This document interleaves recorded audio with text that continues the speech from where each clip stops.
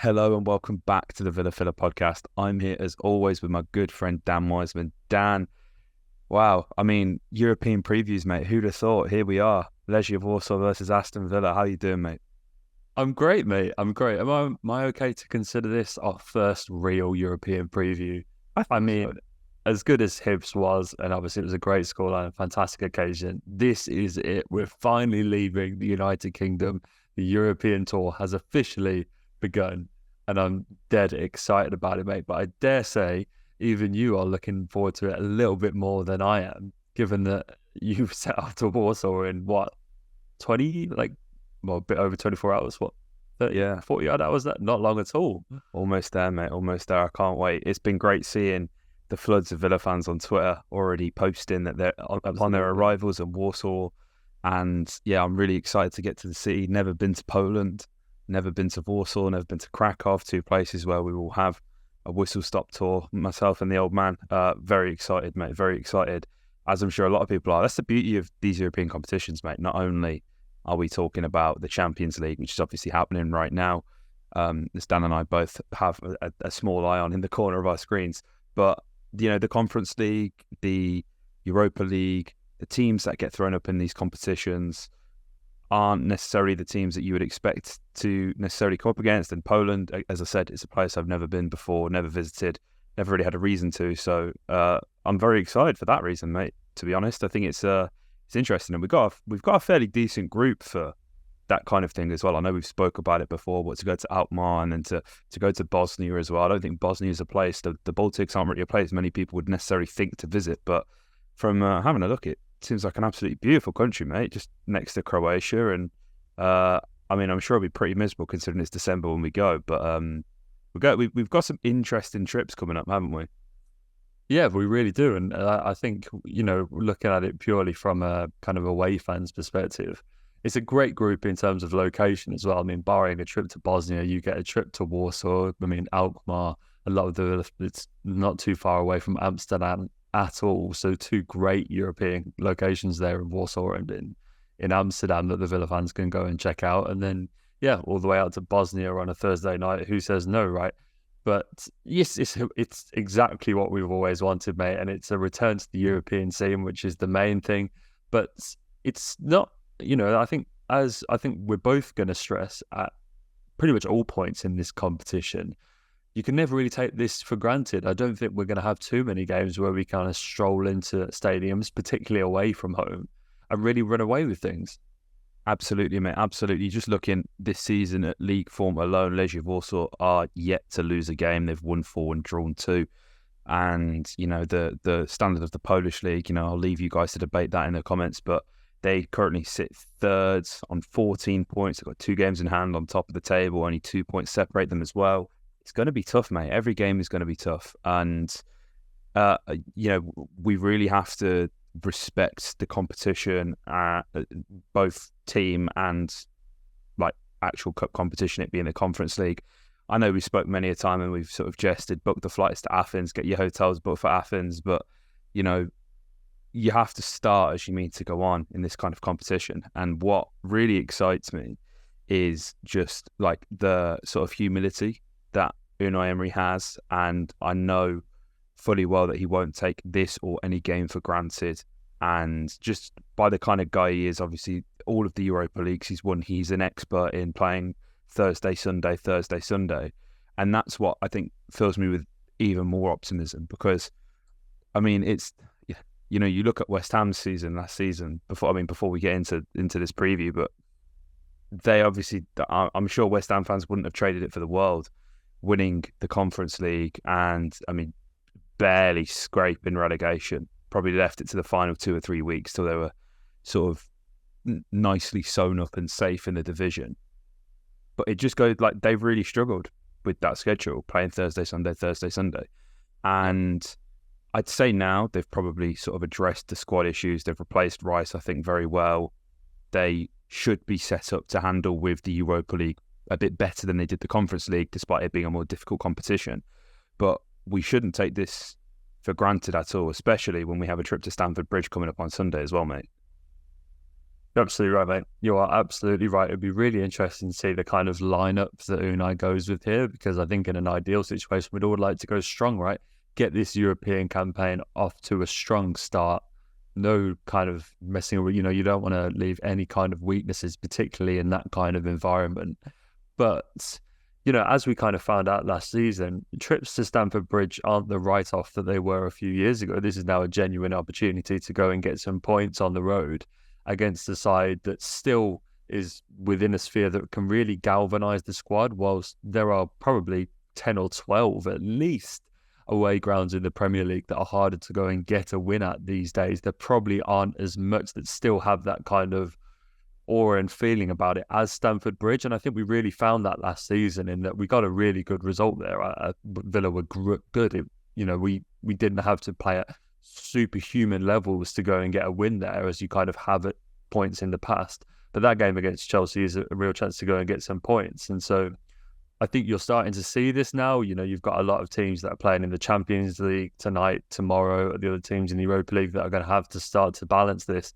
And this is where I think the guys like Yuri Tielemans, your Clement Lenglet's, those kind of guys are really going to come into their own, because you hope with the kind of experience that they have on their shoulders, the clubs that they've played for, those are the guys that I think can really deliver you the results in these competitions. I think so often it's not the star names. It's those guys that can come in and rotate and make sure that the standard doesn't fall off a cliff, that are able you to rotate and not see the general ability of the team drop. I think that's where these guys are going to come into their own. And I dare say we might see one, if not both of them, on Thursday night. Absolutely, mate. And we'll circle back to sort of team selection after we sort of briefly go through our notes on Legia Warsaw. What do you know, mate? What do you know about Legia Warsaw? This has certainly been an interesting time to sort of research and gather notes. And, this is probably going to be one of the easier ones in the group as well, if we're being completely honest, looking ahead to our trip to Bosnia. But that's a bridge that we will cross on another day, mate. What do you know about Warsaw? What have you seen that sort of sticks out? Obviously, we've sort of highlighted the record, mate, and their very promising position in their domestic league. But like, who are going to be the main threats? What are you thinking ahead of this game?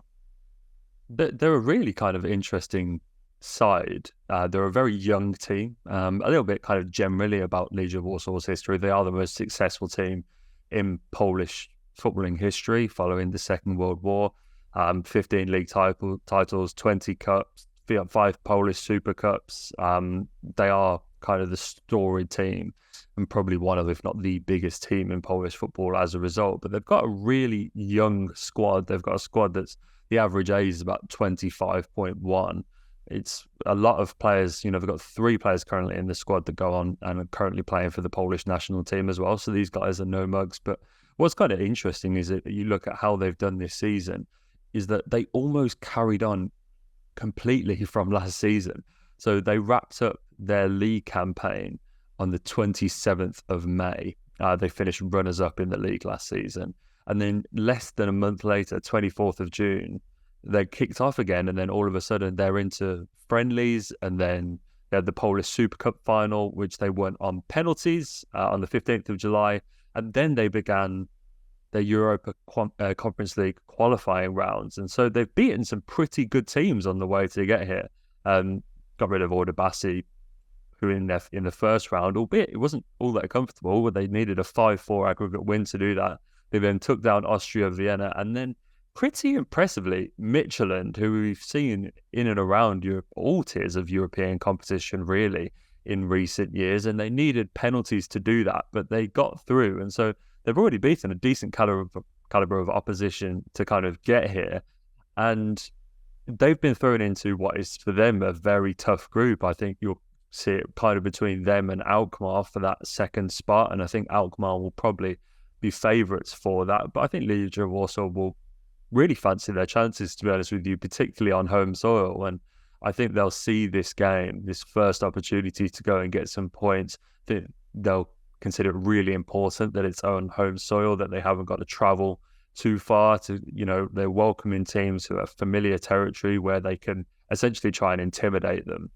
And that's seemingly proved very useful so far. If you look at the kind of results that they've had, not only in the league but in European competition as well, they've got the business done at home against Midtjylland, and as well in their last home game, won 3-1. So they're coming into this in a particularly strong point, it seems, on home soil. And whilst, you have to consider Villa favourites to go in and win this game, obviously, you'll probably have to consider Villa favourites to go and win every game.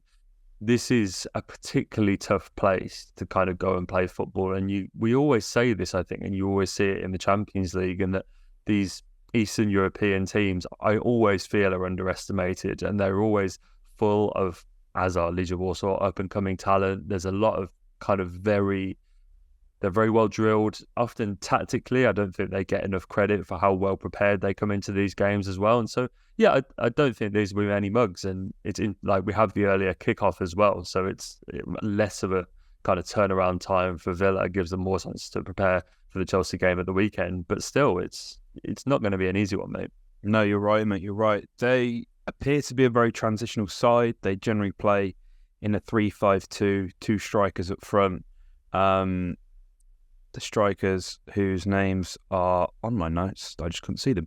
Thomas Pekhart, Czech forward, and Ernest Musi, younger Albanian forward. And it's the classic slow, fast partnership, really. Thomas Pekhart is Legia's top scorer in the league this season with 4 goals in the league, and he's also bagged himself 4 Conference League goals as well. And Musi, his counterpart, has bagged himself 3 goals in the league so far this season as well. But really, upon doing my research, mate, and trying to find out who really is the player that we've got to look out for and maybe should be attributing some credit to, is a player called Paweł Wozol. I think that's pronounced correctly. He's playing in that sort of right wing back, right midfield role for them, and so far this season he's actually got himself 7 assists in all competitions. 5 of those coming in the Conference League qualifiers that they played.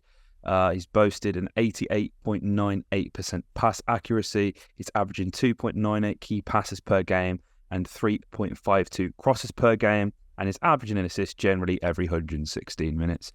He's quite clearly going to be key to this game, and I think the left-hand side is somewhere, Villa's left-hand side, that is obviously somewhere where a lot of teams have paid a lot of attention. I think, re-watching that Crystal Palace game, mate, it's pretty clear that Kashi and Musa almost had that sort of whole free reign of their right-hand side, because Palace just constantly tilted towards our left. So it's going to be interesting to see how the two sort of match up there, and especially when, we spoke on the last podcast, mate, about Alex Moreno being a player that is back in training, and just the general attacking output that we've seen so far from that half of the pitch, when you consider Luca Dean, our top assister in all competitions so far, who's been absolutely fantastic. It's going to be interesting to see that side of the pitch for both teams is clearly where the creativity comes from. So it could be quite an entertaining sort of side to watch. And I mean, I imagine it's going to be pretty carnage at times. Yeah, you would think, mate. So you would think it's definitely going to be a kind of physical battle. It'll be interesting to see how Villa kind of match up against that. They do play at 5 at the back as well, which is kind of something to note. So it's kind of one of those 3-5 backs with kind of 2 wingers. There's then 2 holding midfields that is behind Josue, who's their number 10. SofaScore and Who Scored both have them as their kind of standout player of the Europa Conference League season so far, behind the 2 strikers, that you mentioned. So yeah, it's a very young team, but they're going to come into it particularly well drilled. As I say, there's plenty of sort of international caps in there and everything like that. So yeah, I mean, I'll kind of have a look at the UEFA club coefficients, and I think this is a kind of really interesting barometer to kind of see how clubs match up. For some context, UEFA's most recent club coefficient has Villa in 80th. We're tied with Brighton. That's 1 behind Newcastle. And then you've got below us Wolves, Ludogorets, Nice, Valencia, teams like that. So we're in 80th.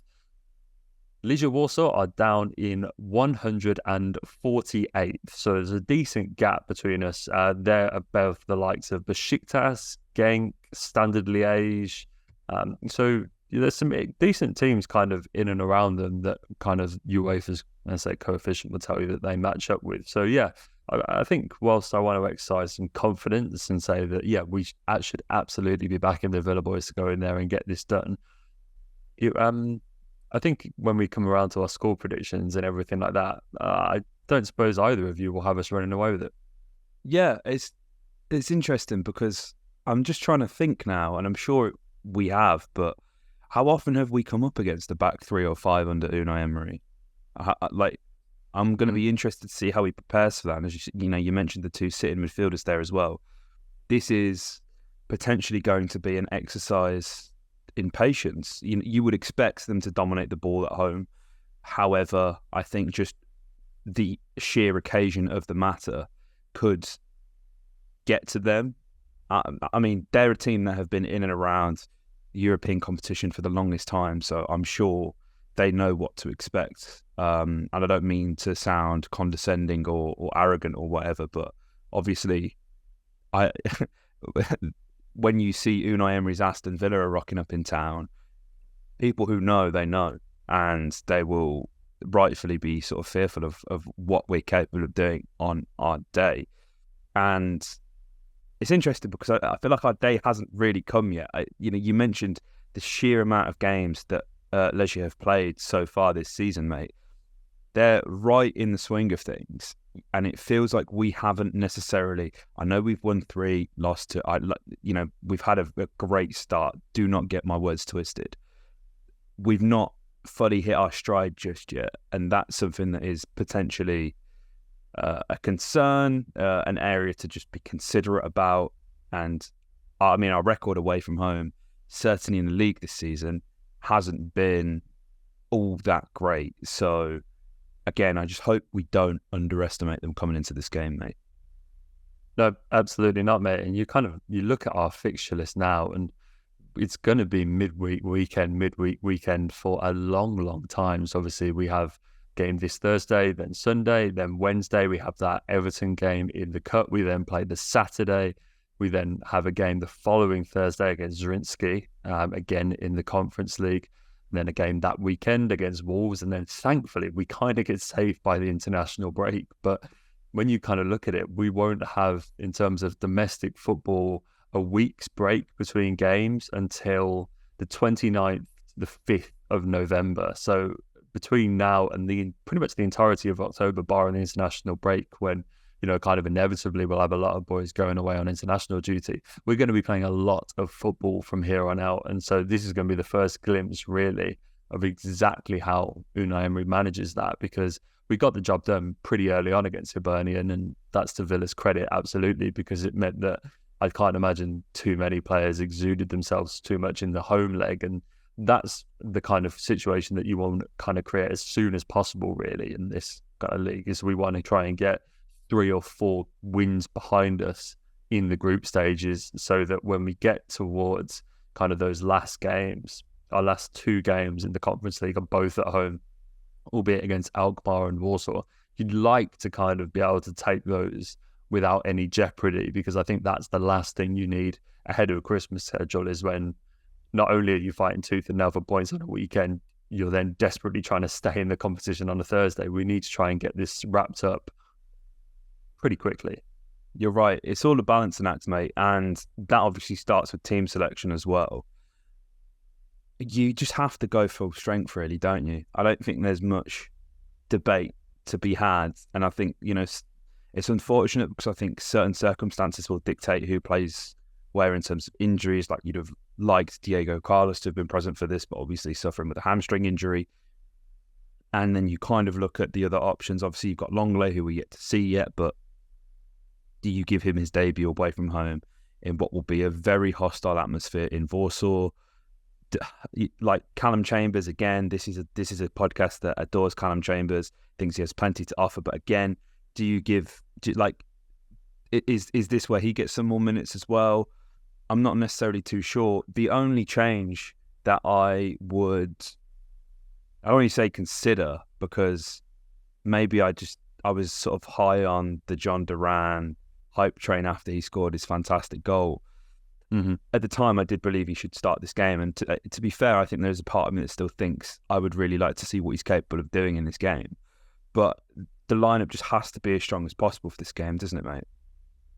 Yeah, I think it's an interesting one with John Duran and Ollie Watkins, because obviously John Duran can look to his greater tally of Premier League goals so far this season than Ollie Watkins. But Ollie Watkins, I imagine, in that particular meeting will turn around and go, yes, but this isn't the Premier League. Look what I've done on the road already in the Europa Conference League. And so I think when you look at that, I think with the only kind of thing I'd speak about with John Duran is his kind of emotional side, which is, we mentioned that he kind of came on and, we both noticed where he kind of pulled that Palace player back when they were on the break. I can't remember if he got booked for it or not, but yeah, he did. in this, yeah, well, there you go. And that's in that kind of, the most easy, by that point, we were, really pressing, and you can kind of see how when he's in these emotional situations, he will have a tendency to kind of go and pick up bookings and everything like that. And I think sticking him into a kind of atmosphere like Legia Warsaw away, how does he kind of emotionally handle that? He's only 19. I think you definitely count on Ollie being the more level-headed of the two strikers, which is maybe what you need kind of in an environment like this. So that's a kind of interesting side to it. I think on Longley, I think he's a player on the complete contrary that you kind of have to look at where he's played, who he's played for, the amount of like European, international, Champions League games that he's played in, and kind of say that, yeah, whilst a lot of players wouldn't be able to handle this, when you look at his track record, surely he is someone that could. And I'm not saying that I bank on Unai making that kind of introduction, but I think he's someone that, of the guys on the bench, if you're looking at the people that would make their first appearances this season, he's probably one that you'd hang your hat on. I think the likes of Leon will probably get a start. I do think Tielemans will as well. The goalkeeping one is one that interests me. I'm kind of interested to see whether we do continue to go with Martinez. I would personally, but that's probably one to consider as well. And then we saw, I know it was only for a few minutes, but we did see Dendoncker as well at the end of the Crystal Palace game. And so whilst I don't expect him to start, he's another player that would play another role. But I'm particularly excited to see Zaniolo. That's a real important one for me because I think he can really shine in the Conference League. Obviously, he's already won it already with Roma, so he knows what it takes to go the distance in this competition. And I just think against what is probably a slightly lesser standard of opposition to what we're up against at the weekends, and considering what you've already seen from him in the Premier League, I think there's something really exciting there, and I think he could really start to rack up the goals and assists if he plays with that same confidence that we've seen so far. Yeah, there's like a swagger to him, isn't there, which I really like. I thought he was exceptional against Palace. I thought he was really good. I just wanted to circle back to the goalkeeper chat, mate, because is this a situation where Emmy plays the away games, Robin plays the home games? How do you sort of divvy this up? Because I'm sure Robin Olsen will be knocking at Unai Emery's door saying, listen, when am I going to be getting my chances? When am I able to impress? And obviously he's made a few appearances so far this season, mainly in the Conference League. Like, are we able to create a scenario where we can keep both people happy? Because, I mean, Emmy wants to play European football as well, which is also something to consider. It's not like we're not in a situation here where Emmy's like, fucking hell, lads, like I need my Thursdays off. Like this is what he wants. This is what he spoke about and so passionately. Like how do you tackle that if you're Unai Emery? I think that's a really interesting one. West Ham did do it last season. They went with their second choice goalkeeper and played it all the way up until the final, but albeit their second choice goalkeeper at the time was Alphonse Areola.